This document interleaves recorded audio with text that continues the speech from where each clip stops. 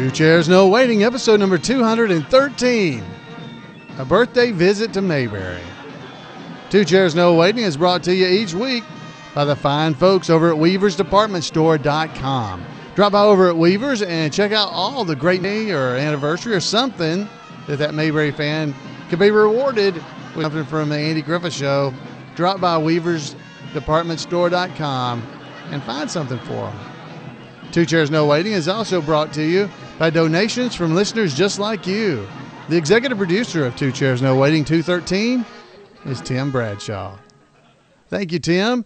I want to thank you for calling in, because that's what Tim did. Tim called in and gave me the idea for this episode, a birthday visit to Mayberry.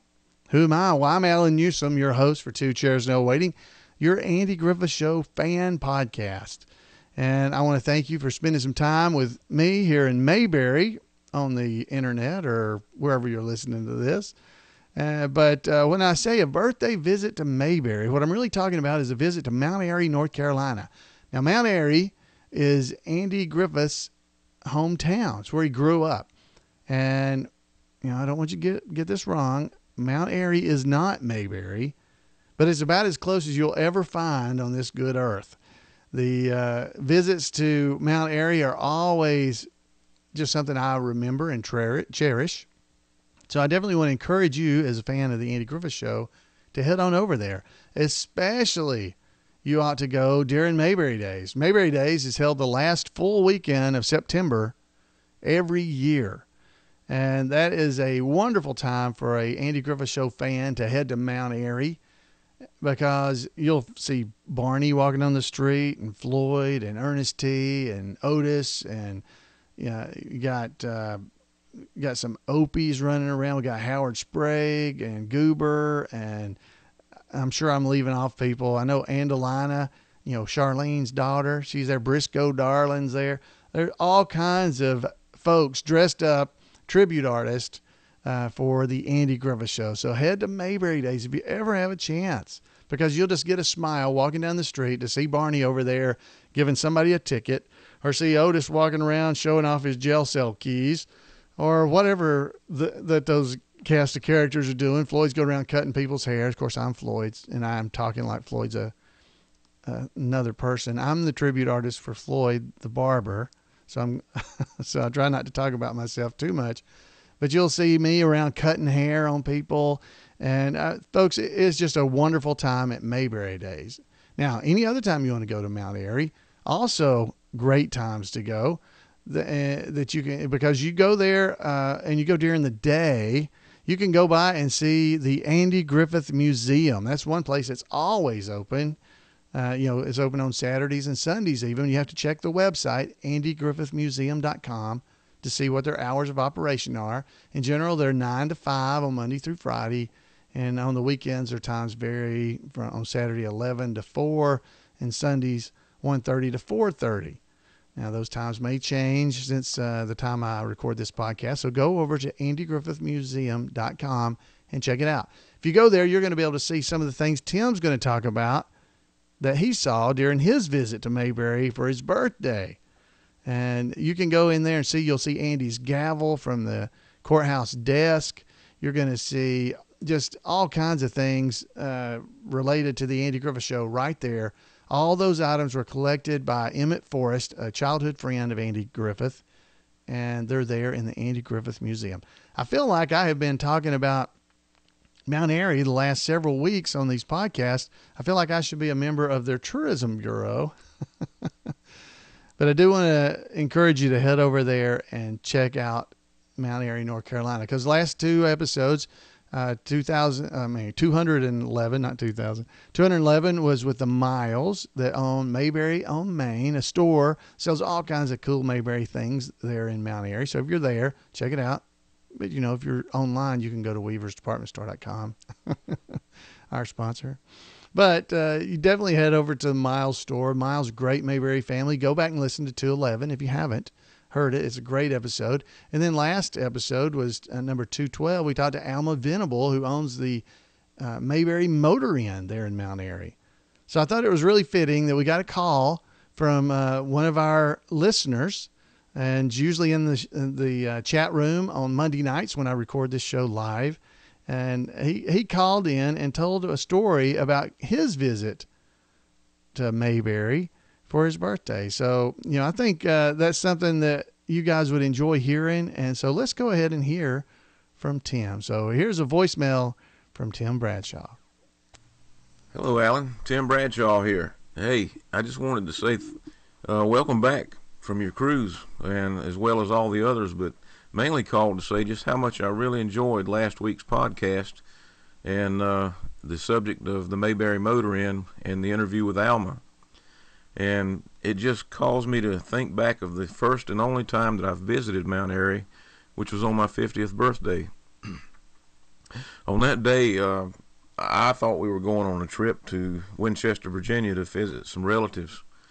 And as we drove up the road and we came by the exit there from Mount Airy, I told my wife, I said, I'd like to go over there and spend a few minutes and just see what the town looks like. She said, well, let's do that. And maybe while we're there, we can go ahead and have lunch. So here we go.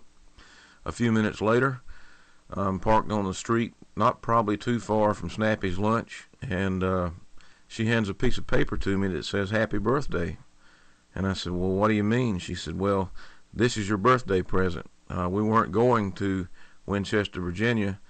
I wanted to get you up here to Mount Airy because I knew you would like that. And she was right. I did like it. And I was just so overwhelmed at first that we were going to be staying there for the night. So a little while later, we found our way around to the, I think it was the Chamber of Commerce, where Emmett Forrest's collection of Andy Griffith memorabilia was located at the time. And, I had always wondered where in the world some of these props wound up. Did any of them still exist from the show? And as we walked in, I saw the signs off the courthouse door. And I just can't tell you, it was almost like finding the Holy Grail. I mean, I had envisioned seeing these things somewhere, sometime, and here they were, right there in front of me. And enjoyed that collection so much. And then a little while later, we decided to get down and get some lunch, and we wound up eating lunch at the Bluebird Diner and had a hamburger and some fries. And then it came time to find a place to spend the night. Well, I didn't even know about the Mayberry Motor Inn. As we rode around, I saw it, and I said, look at that, Mayberry Motor Inn. It even has the police car and Emmett's pickup truck parked out front. How cool is that? So we went down, and fortunately we were able to get a room, and just totally overwhelmed by the memorabilia there in the motel. Looked in that one room that was set aside that had Aunt Bee's furnishings from her estate from Siler City, North Carolina. Anyway, we spent the night and woke up the next morning and had breakfast and got ready to check out. And I said, I'd like to really have something to remember this by. And I looked at that key fob in my hand, and I said, Mayberry Motor Inn. I said, I wonder if they would sell me one of these. So my wife walked over to the counter there, and she asked the lady, which I think probably was Alma. We didn't know her at the time. And she asked her if she could buy one of these key fobs, for me, for my birthday. And to my surprise and her surprise, Alma looked at me and she said, no. She said, you just go ahead and take it because it's his birthday. And she looked at me and she said, happy birthday. So there I was with, a key fob from the Mayberry Motor Inn in my hand for a birthday present. And that's one of the little things that I still treasure to this day. It doesn't take much to make me happy. But anyway, that's sort of how I made my way to Mount Airy, and still haven't made it back yet for one of the Mayberry Days events, but hopefully next year that can happen. But anyway, just want to let you know, still enjoying the podcast and looking forward to each week as they come.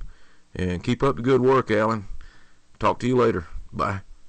Wow. Thanks, Tim. I want to thank you for calling in. Now, he's not only been to Mount Airy and to Mayberry, he's also made a trip, I believe, out to Myers Lake. He's headed out to California and been to there as well, I do believe. Had some pictures of him from there. I guess that was him.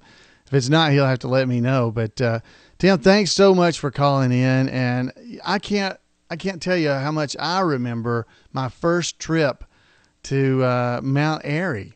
I remember driving up into town and seeing that sign, Mount Airy, North Carolina. And I started looking around. There was Mayberry this and Mayberry that. I mean, Mayberry Plumbing, Mayberry this. The town really had a lot of stuff like that. But it wasn't until I got downtown and could actually see that street with, Floyd's barbershop and the Snappy Lunch and just the things right there downtown. Wow. It was just a surreal moment. And of course I'd gone during Mayberry days. So, this was in 1993 when I first went. And I remember walking down the street and seeing, Barney Fife walking down the street there on the other side of the road. And me and my wife going, "Hey, look, there's Barney." And he stopped a group of people over there and started writing them a ticket and giving them what for about, jaywalking or something.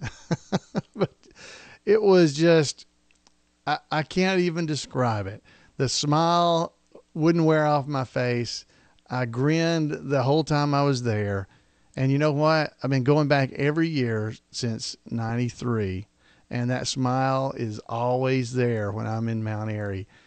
Just seeing the people I've met over the years, which is it's what I've always telling you guys, this podcast, the Mayberry community, all that stuff. It's the people that you get to meet that really makes all this so special. The folks, obviously the tribute artist and all that, they add so much to it. Walking down the street, there came Ernest T. Bass walking down the street at me. Just so many things like that just added to that Mayberry feeling. But it's really been all the people I've been able to meet over the years that are huge fans of the Andy Griffith Show, salt of the earth type people. You're not alone out there.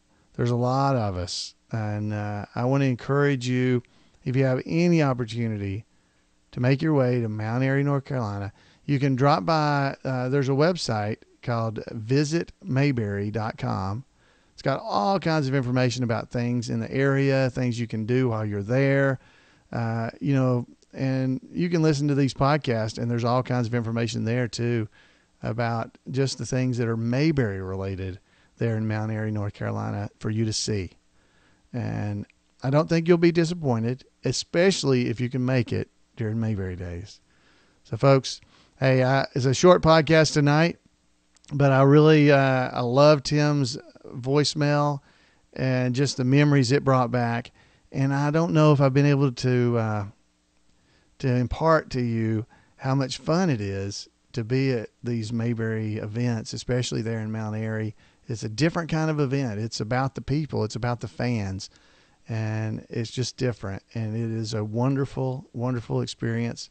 And if you can't make it to Mayberry Days, head up there anyway. Go to Floyd's Barbershop. Sit down in the chair and get your picture made.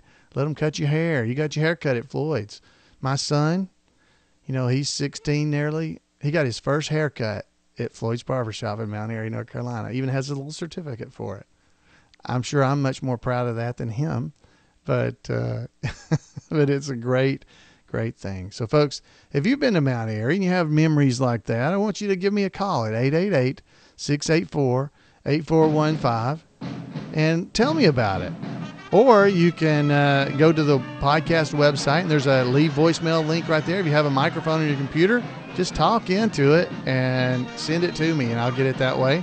You can also, of course, email me at floyd@imayberry.com.